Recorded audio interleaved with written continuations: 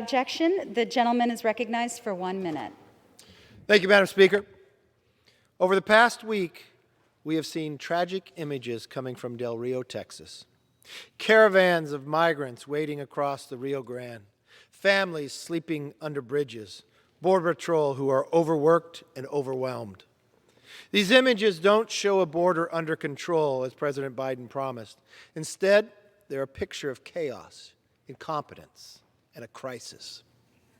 When President Biden picked Vice President Kamala Harris to be border czar, he assured us she was, quote, the most qualified person to handle the job.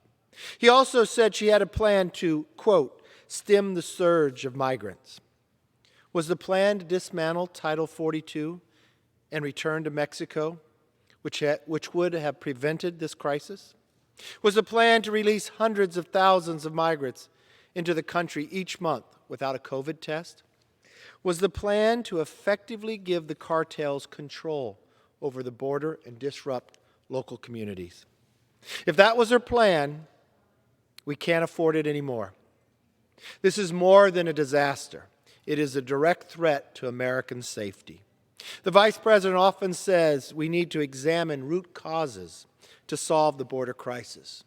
Well, the chaos in Del Rio confirms that the root causes are Democrats' radical immigration policies. It's time for Congress to hold this administration accountable and secure the border. We need to hear from those responsible for this failure, starting with the Vice President. Right now, it seems she's more interested in visiting talk shows and football games than visiting the border. Madam Vice President, this isn't a news cycle to hide from.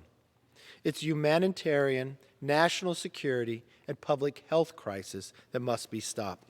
The American people need action and answers, not the largest amnesty plan in American history. Do your job before the crisis gets even worse. And with that, I yield back.